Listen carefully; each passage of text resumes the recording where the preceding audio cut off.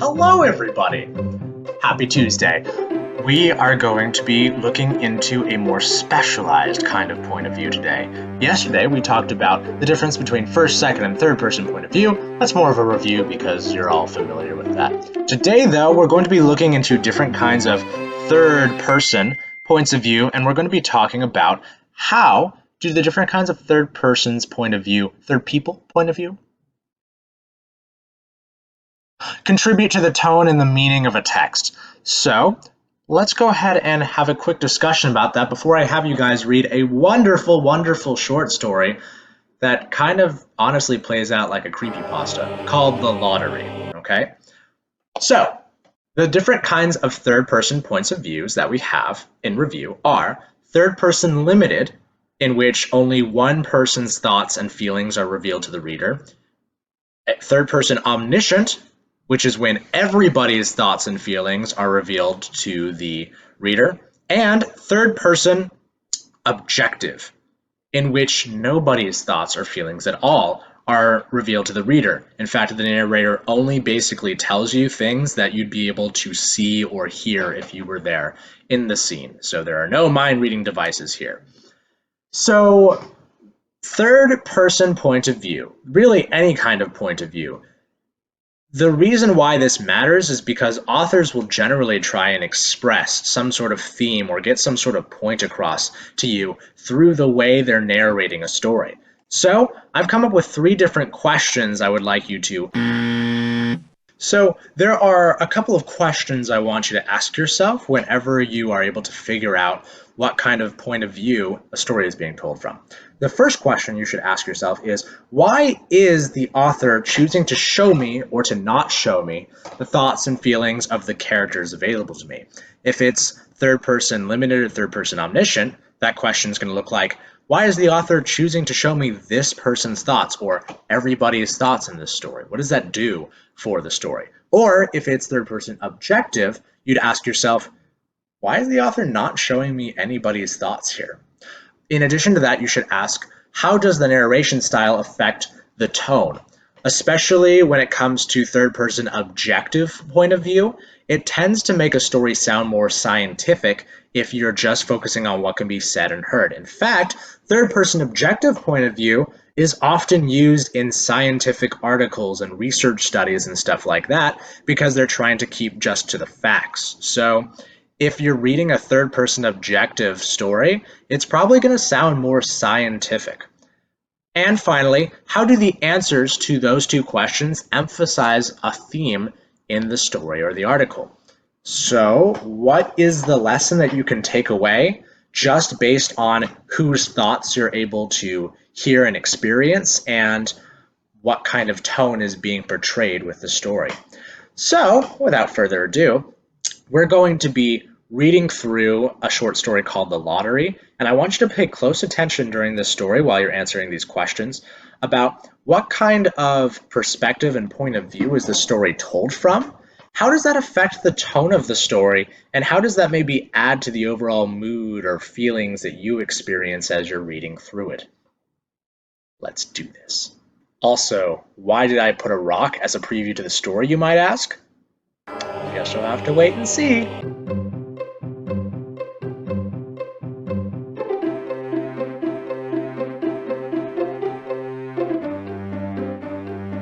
The Lottery by Shirley Jackson. The morning of June 27th was clear and sunny, with the fresh warmth of a full summer day. The flowers were blossoming profusely, and the grass was richly green. The people of the village began to gather in the square, between the post office and the bank, around 10 o'clock. In some towns, there were so many people that the lottery took 2 days and had to be started on June 2nd. But in this village, where there was only about 300 people, the whole lottery took less than 2 hours, so it could begin at 10 o'clock in the morning and still be through in time to allow the villagers to get home for noon dinner. The children assembled first, of course. School was recently over for the summer, and the feeling of liberty sat uneasily on most of them. They tended to gather together quietly for a while before they broke into boisterous play, and their talk was still of the classroom and the teacher, of books and reprimands. Bobby Martin had already stuffed his pockets full of stones, and the other boys soon followed his example, selecting the smoothest and roundest stones. Bobby and Harry Jones and Dickie Delacroix, the villagers pronounced his name Delacroix, eventually made a great pile of stones in one corner of the square and guarded it against the raids of the other boys. The girls stood aside, talking among themselves, looking over their shoulders at rolled in the dust or clung to the hands of their older brothers or sisters. Soon the men began to gather, surveying their own children, speaking of planting and rain, tractors and taxes. They stood together, away from the pile of stones in the corner, and their jokes were quiet, and they smiled rather than laughed. The women, wearing faded house dresses and sweaters, came shortly after their menfolk. They greeted one another and exchanged bits of gossip as they went to join their husbands.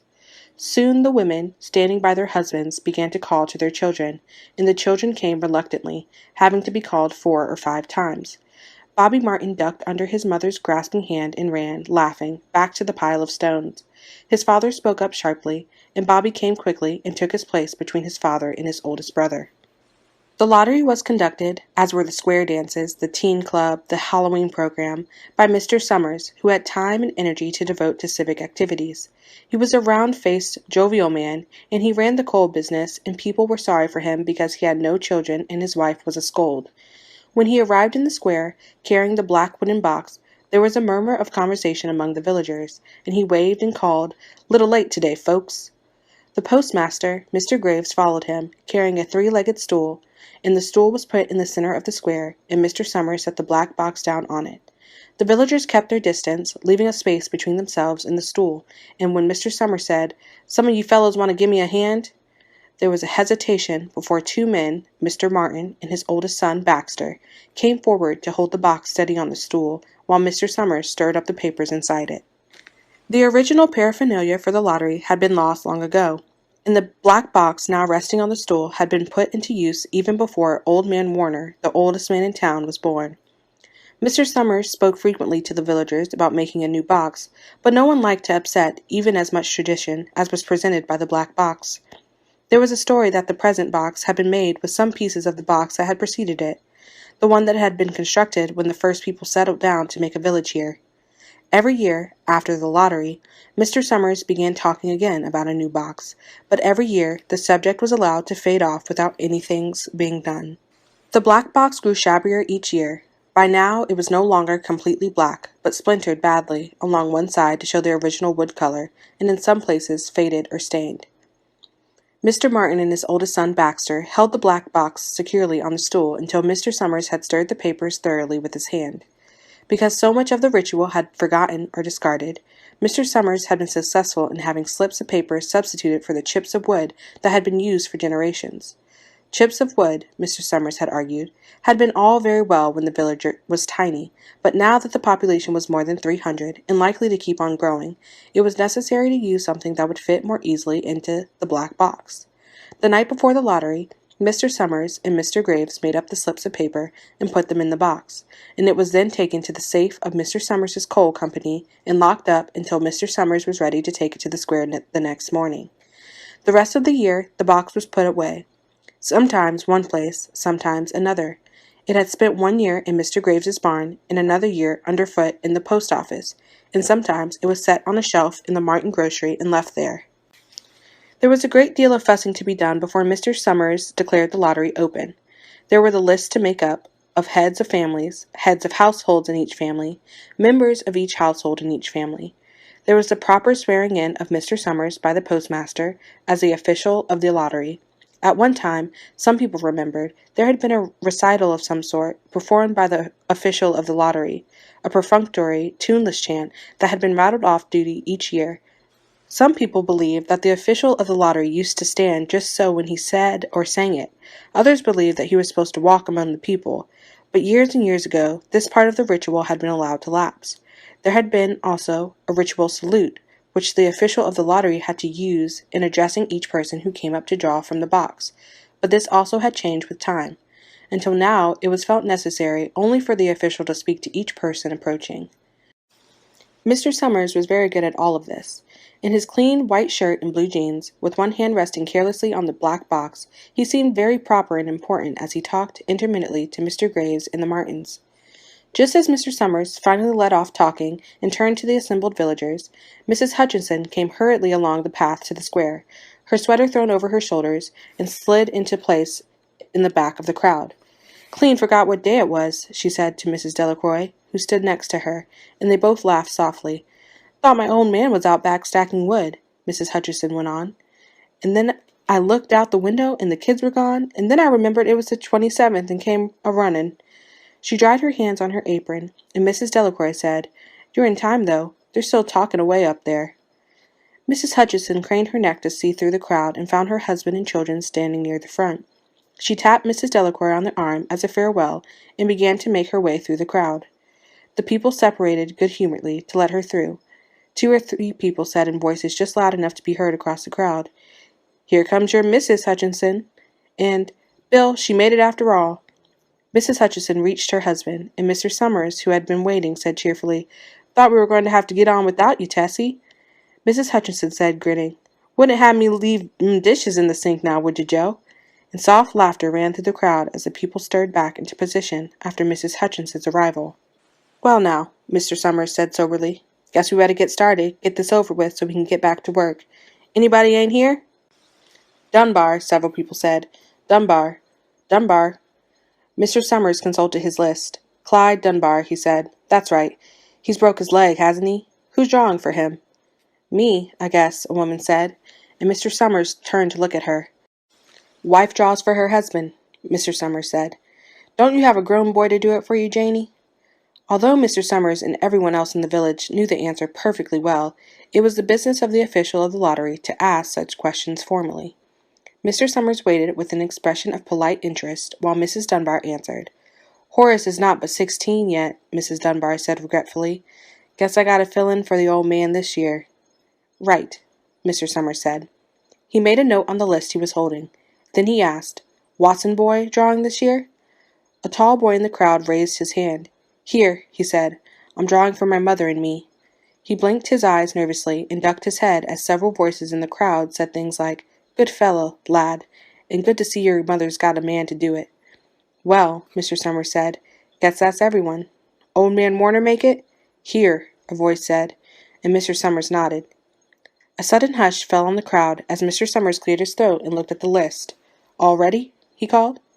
"Now, I'll read the names, heads of families first, and the men come up and take a paper out of the box. Keep the paper folded in your hand without looking at it until everyone has had a turn. Everything clear?" The people had done it so many times that they only half listened to the directions. Most of them were quiet, wetting their lips, not looking around. Then Mr. Summers raised one hand high and said, "Adams." A man disengaged himself from the crowd and came forward. "Hi, Steve," Mr. Summers said, and Mr. Adams said, "Hi, Joe." They grinned at one another humorlessly and nervously. Then Mr. Adams reached into the black box, took out a folded paper. He held it firmly by one corner as he turned and went hastily back to his place in the crowd, where he stood a little apart from his family, not looking down at his hand. "Allen," Mr. Summers said. "Anderson? Bentham?" "Seems like there's no time at all between lotteries any more," Mrs. Delacroix said to Mrs. Graves in the back row. "Seems like we got through with the last one only last week." "Time sure goes fast," Mrs. Graves said. "Clark? Delacroix?" "There goes my old man," Mrs. Delacroix said. She held her breath while her husband went forward. "Dunbar," Mr. Summers said, and Mrs. Dunbar went steadily to the box, while one of the women said, "Go on, Janie," and another said, "There she goes." "We're next," Mrs. Graves said. She watched while Mr. Grave came around from the side of the box, greeted Mr. Summers gravely, and selected a slip of paper from the box. By now, all through the crowd, there were men holding the small folded papers in their large hand, turning them over and over nervously. Mrs. Dunbar and her 2 sons stood together, Mrs. Dunbar holding the slip of paper. "Harbert? Hutchinson? Get up there, Bill," Mrs. Hutchinson said, and the people near her laughed. "Jones? They do say," Mr. Adams said to old man Warner, who stood next to him, "that over in the North Village they're talking of giving up the lottery." Old man Warner snorted. "Pack of crazy fools," he said. "Listening to the young folks, nothing good enough for them. Next thing you know, they'll be wanting to go back to living in caves. Nobody work any more. Lived that way for a while. Used to be a saying about lottery in June, corn be heavy soon. First thing you know, we'd all be eating stewed chickweed and acorns. There's always been a lottery," he added petulantly. Bad enough to see young Joe Summers up there joking everybody. Some places have already quit lotteries, Mrs. Adams said. Nothing but trouble in that, old man Warner said stoutly. Pack of young fools. Martin and Bobby Martin watched his father go forward. Overdyke? Percy? I wish they'd hurry, Mrs. Dunbar said to her older son. I wish they'd hurry. They're almost through, her son said. You get ready to run, tell Dad, Mrs. Dunbar said. Mr. Summers called his own name, and then stepped forward precisely and selected a slip from the box. Then he called Warner. 77th year I've been in the lottery, old man Warner said as he went through the crowd. 77th time. Watson? The tall boy came awkwardly through the crowd. Someone said, Don't be nervous, Jack. And Mr. Summers said, Take your time, son. Zanini? After that, there was a long pause, a breathless pause, until Mr. Summers, holding his slip of paper in the air, said, All right, fellows. For a minute, no one moved, and then all the slips of paper were opened. Suddenly, all the women began to speak at once, saying, Who is it? Who's got it? Is it the Dunbars? Is it the Watsons? Then the voices began to say, It's Hutchinson. It's Bill. Bill Hutchinson's got it. Go tell your father, Mrs. Dunbar said to her older son. People began to look around to see the Hutchinsons. Bill Hutchinson was standing quiet, staring down at the paper in his hand. Suddenly, Tessie Hutchinson shouted to Mr. Summers, You didn't give him time enough to take any paper he wanted. I saw you. It wasn't fair. Be a good sport, Tessie, Mrs. Delacroix called, and Mrs. Graves said, All of us took the same chance. Shut up, Tessie, Billy Hutchinson said. Well, everyone, Mr. Summers said, that was done pretty fast, and now we've got to be hurrying a little more to get it done in time. He consulted his next list. Bill, he said, you draw for the Hutchinson family. You got any other households in the Hutchinsons? There's Don and Ava, Mrs. Hutchinson yelled.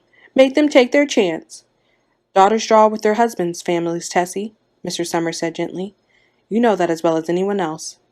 It wasn't fair, Tessie said. I guess not, Joe, Bill Hutchinson said regretfully. My daughter draws with her husband's family. That's only fair, and I've got no other family except the kids.